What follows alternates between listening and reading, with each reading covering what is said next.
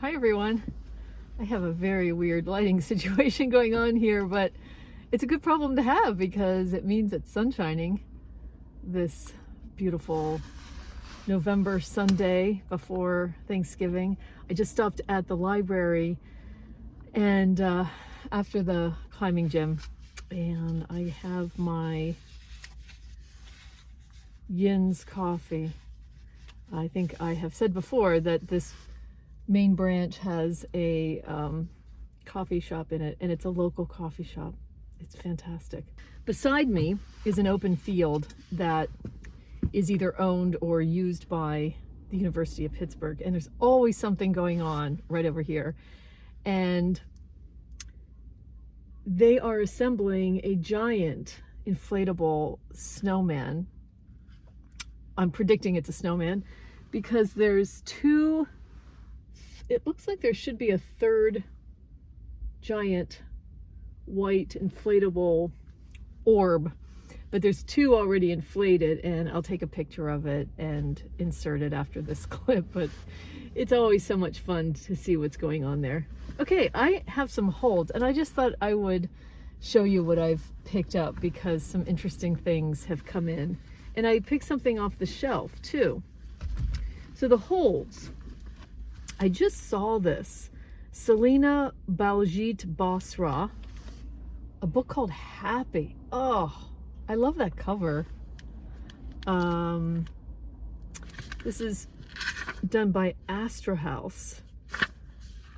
So cool. I'm just gonna have to read it because I don't remember the details. I'll just read a little bit of it. Playful, funny, and wildly free, Happy inhabits the seam between beauty and tragedy, a miraculous novel.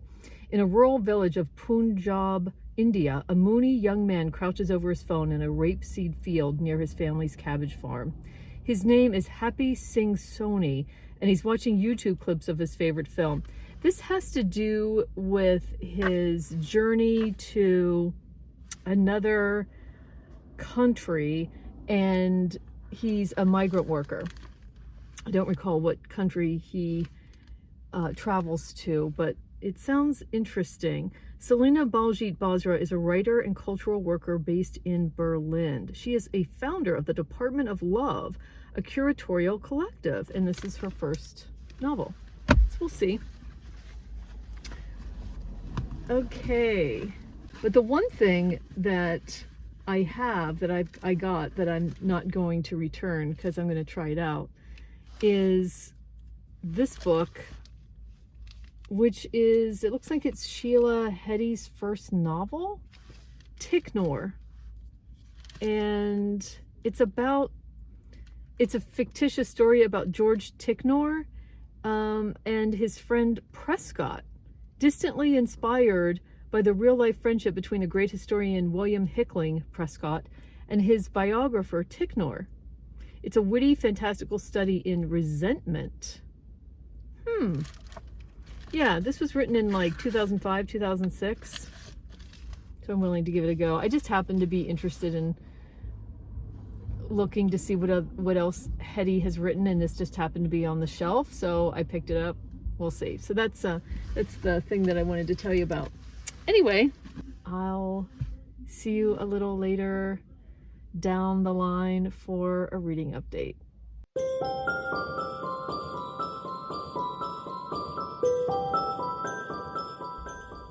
Hi again. A second library haul in as many days, except today I'm at this neighborhood library that's a few minutes from where I live. It's a branch of the main library, and sometimes I come here at lunchtime, which is what I've done because the library holds that came in for me at the main branch weren't, like, it just was not anything I was interested in. I knew it at the time, and I just, I'm a mood reader. What can I say? So I decided that I was going to read a couple Muriel Sparks, and this neighborhood library had two of them. I've read, which is the one I read just recently. It was so good, but I've never been disappointed by a Muriel Spark. So The Bachelors, and then this one especially sounds crazy. The Driver's Seat. I'm going to try to read it even though the barcode is right over the thing. Driven to distraction by an office job, Lisa leaves everything and goes on a holiday in search of passion and adventure, the obsessional experience, and sex. It is not rest and relaxation that she's looking for. In this metaphysical shocker, infinity and eternity attend Lacey's last terrible day in the unnamed southern city that is her final destination. Oh my gosh. I said Lisa, but her name is spelled L-I-S-E. So Lise. When was this written? 1970. Wow. Whew. Sounds interesting. Sounds thrilling. Then I was just listening to Jalen have a conversation with Lauren Euler, who wrote this book, Fake Accounts. And I feel like I don't know if I meant to get to this and I never got to it. I'm not sure. It was written in 2021, but I loved that conversation. They're talking about another book that I have that I want to start reading again called Mating from Norman Rush. So I have that I might dip into again. On the eve of Donald Trump's inauguration, a young woman snoops through her boyfriend's phone and makes a startling discovery. He's an anonymous internet conspiracy theorist, and a popular one at that. So we'll see what happens. But her writing was influenced by one of her favorite books, which is Norman Rush's Mating. And I've started that book, and I really liked it. I have no idea why I didn't keep going. And then I picked up another Didion. I'm going to give this one... Let Me Tell You What I Mean is a nonfiction, and they're essays from 1968 to 2000, which have not been gathered together until now, showcasing Joan Didion's incisive reporting, her empathetic gaze, and her insights on writing. So yeah, I'm going to give this one a go. I love her nonfiction. I've only read The Year of Magical Thinking and Blue Nights. I have those on audio. They are my absolute favorite audiobooks. Except coming in third for audiobooks is The Magic Mountain, which I've been listening to all year, at least since March. I'm not a big audiobook listener, and I love the 3 audiobooks I just mentioned. So take that for what you will. That's what I'll be digging into in the next week or so ahead. I'll let you know what I end up reading out of this stack of my second book haul in 2 days. Hi, BookTube. An update on the books that I've been reading. Some of them were in the library haul that I did. Let's see how many. One of them is a book that I own that I picked up from my own shelves that I started once and I just couldn't connect with this summer, and then I went back. Suki is being very curious about a puzzle. I've put the top on. That might mean that she knocks it down. I saw a like a cartoon that a Bookstagrammer had posted that said, proof that the world isn't flat. Cats would have knocked everything off of it by now. So it's the day after Thanksgiving. We have a small gathering here, and whoever happens to still be in town. I have a few books here. I brought this up in a couple videos, and I finally finished Foreign Affairs by Allison Laurie. This was one of those books that when I was in it, I needed to know what was happening. It was simmering. The set of characters that you're introduced to, Vinny, who is from the US and spending some time in London on a grant, and a couple other people in her academic world are there from the US that she's familiar with. She's studying some things at the British Museum having to do with children's folk rhymes. And she introduces one of her fellow expats to a friend of hers, and that is British, I believe, and then they begin a little affair. She meets this guy from Oklahoma on the plane who has interesting intersections in her stay in London, and she is able to see beyond her own, like, oh, he's from Oklahoma, he's a Midwesterner, he's, just being snobbish about people outside of her circle. But it's so low key and just a simmer of a novel until it's not. And then the engines start going, and I needed to understand what the heck was happening. It's got some twists and turns. It feels like it all makes sense. I'm not thinking about the story anymore, but after I finished, it was still with me, and I'm really glad that I read it. This is Pulitzer Prize winner in 1980-ish. So there must be something about these Pulitzer Prize winners, because I've read 2 of them unwittingly in the last couple months. I read Julian Barnes' The Sense of an Ending. So yeah, I recommend this one. It's a simmer, and then it really fires up. Then, oh my goodness gracious, in that second library haul, I picked up another Muriel Spark, and I knew this was, of the 2 that I picked up, this would be the one that I would get to, because I've heard some things about this. All I've heard is that it is so strange, it is so unique, it's a psychological thriller, and you never know where you are. You never know, what is this? Is this main character in her right mind? Or is she sometimes in her right mind and sometimes she's lying on purpose? Or is she completely out of her mind? We never know. We just never know. That's the beauty of this little 1970 novella. It goes so quickly.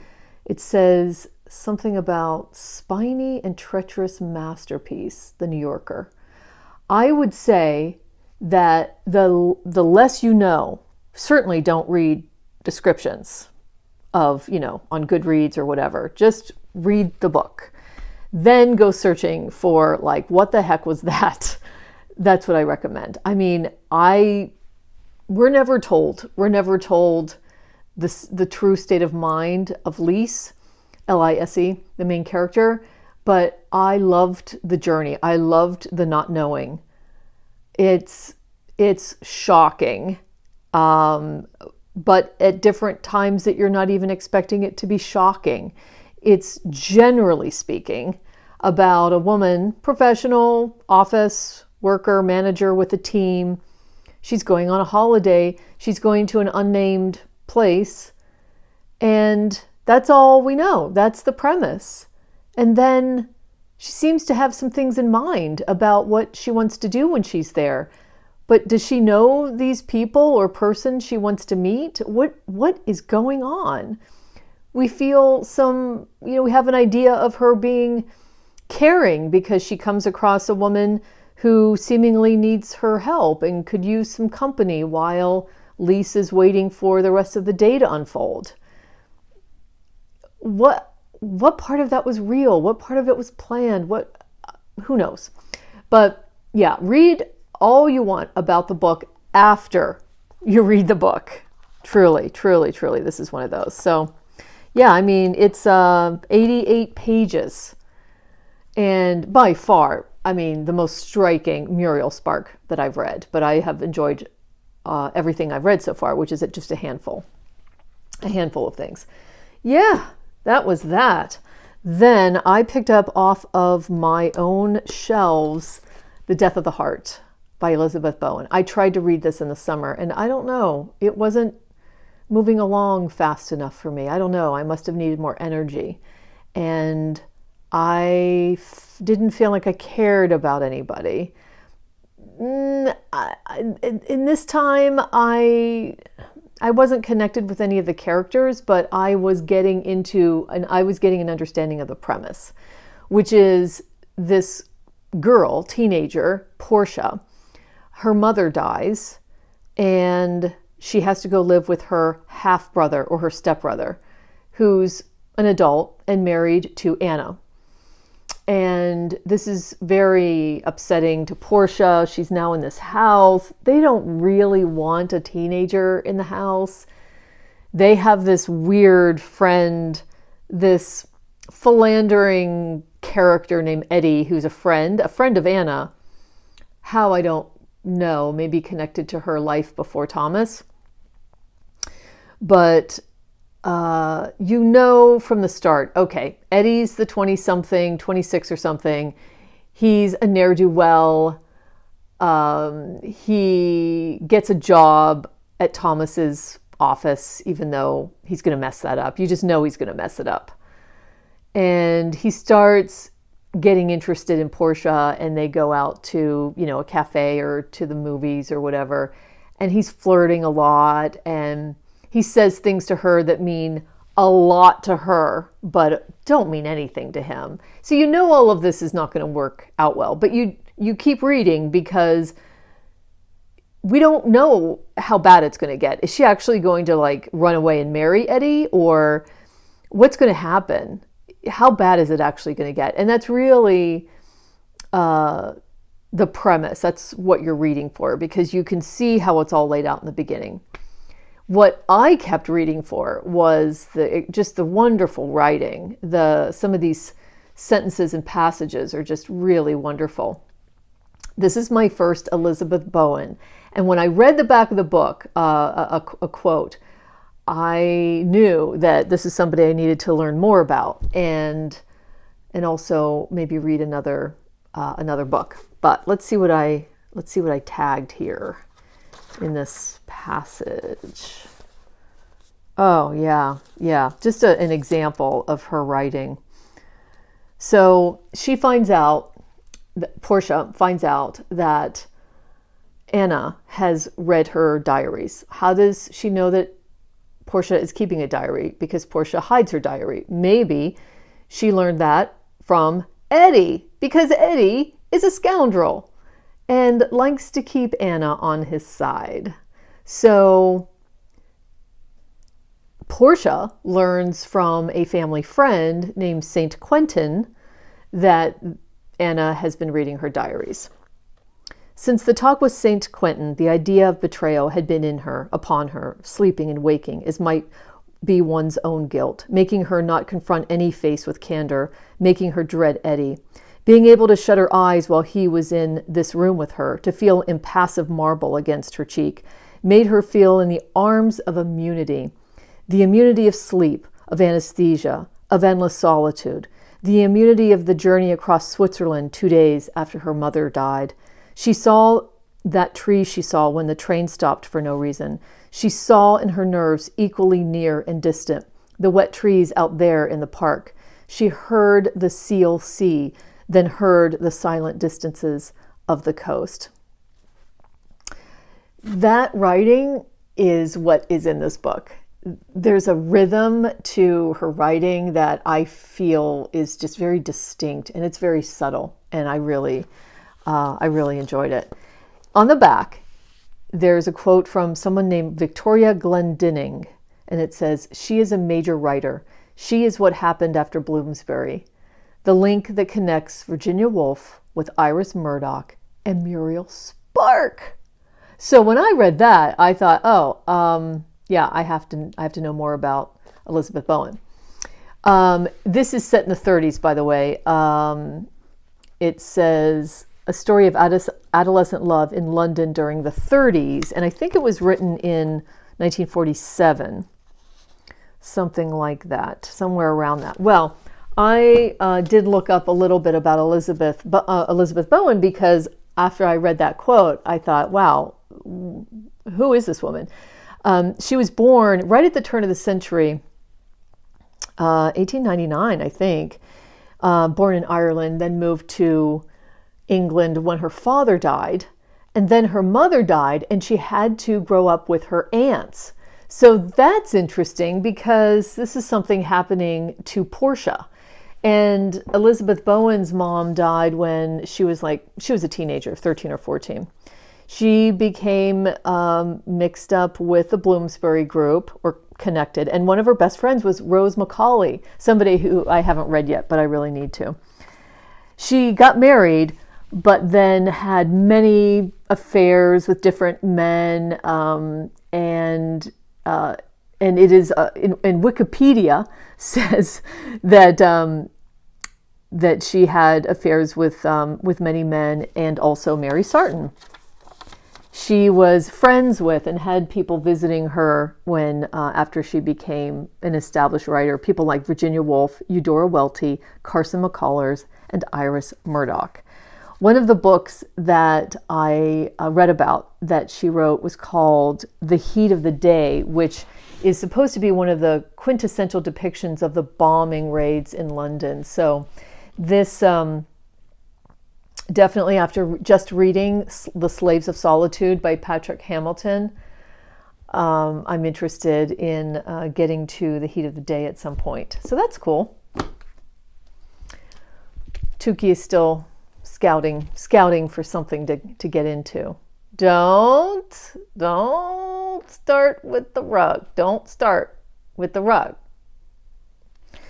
And then lastly, Joan Didion. I picked up this book when I was at that second library hall at my neighborhood library. This is called Let Me Tell You What I Mean. And I specifically picked this one up because this is a collection of essays that she's written over many decades, from the 60s to the year 2000, for the publication that she was writing for. I don't know if they were all in the publication, but Introduction by Hilton Owls is almost worth the price of the book alone. Yeah, it's really good. I mean, this is a book of essays. So for me, it's fine to read the introduction to a book of essays because it's not going to spoil the plot.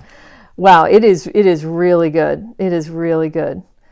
When you read a writer in a popular magazine or newspaper, you are getting two writers, really. There's the person who has something to say and the person who has to make that something fit.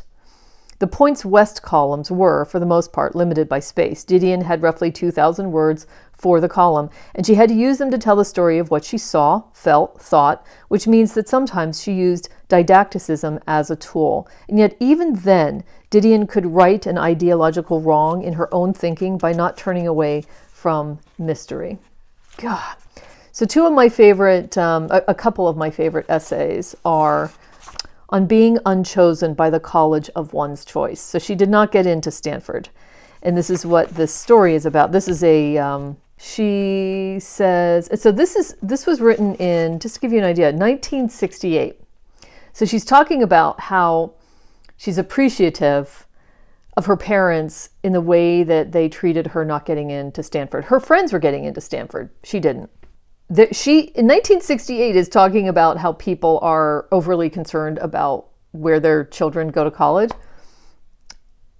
Had I been raised under that pressure, I suspect I would have taken the codeine and Emperin on that April afternoon in 1952 when she got the rejection letter. My rejection was different. My humiliation, private. No parental hopes rode on whether I was admitted to Stanford or anywhere. Of course, my mother and father wanted me to be happy, and of course, they expected that happiness would necessarily entail accomplishment, but the terms of that accomplishment were my affair. Their idea of their own and of my worth remained independent where or even if I went to college. When my father was told that I had been rejected by Stanford, he shrugged and offered me a drink. I think about that shrug with a great deal of appreciation when I hear parents talking about their children's chances. My other favorite essay, Last Words. So this essay starts off with 4 sentences which are the very beginning 4 sentences, even though it's an entire paragraph, it's only 4 sentences, of A Farewell to Arms by Ernest Hemingway. I implore you, if you've never read the first 4 sentences of A Farewell to Arms, go into that paragraph knowing it's 4 sentences And it is some of the most rhythmic, economic 4 sentences.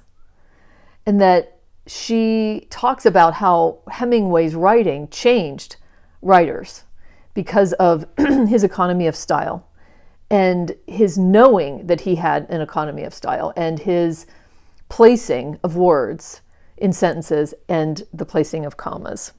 4 deceptively simple sentences. This really has me thinking again about Hemingway, the fact that I have not read A Farewell to Arms, and I really need to now after reading these first 4 sentences. I really want to watch the rest of the Ken Burns series. So here's the 4 sentences. In the late summer of that year, we lived in a house in a village that looked across the river and the plain to the mountains. 1. In the bed of the river, there were pebbles and boulders, dry and white in the sun, and the water was clear and swiftly moving and blue in the channels. Troops went by the house and down the road, and the dust they raised powdered the leaves of the trees. The trunks of the trees, too, were dusty, and the leaves fell early that year, and we saw the troops marching along the road, and the dust rising, and leaves, stirred by the breeze, falling, and the soldiers marching, and afterward the road bare and white, except for the leaves. But that's how, like, A Movable Feast is a memoir. But I saw that sentence structure right away is very different from other things that I'm reading. So now I'm inspired to go read A Farewell to Arms. I am in between books right now. So I have Kudos by Rachel Cusk to start. I thought I was going to start that this Thanksgiving weekend. I've decided, though, that since I'm going to be traveling, that I'm going to take that book on my trip. That way I'm reading another Cusk while I'm traveling, which is what I did when I was in Colorado. So I think I'm going to save that for early December. But for now, The Death of Ivan Ilyich. I have pulled that from the shelves. I don't know how I feel about reading 2 Tolstoys at the same time.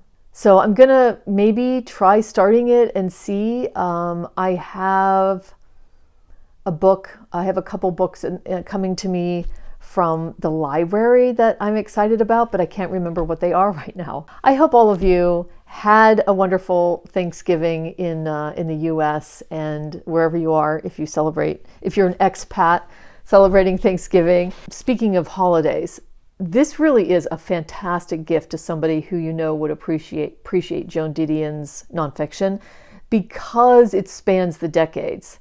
It is just a slice of life, a slice of all these decades that she's. If any of you have read any more Elizabeth Bowen, let me know.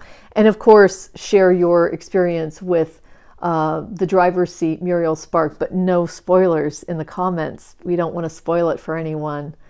And let me know what you're reading, what you read over the Thanksgiving weekend. I hope to see you soon. Thanks for joining.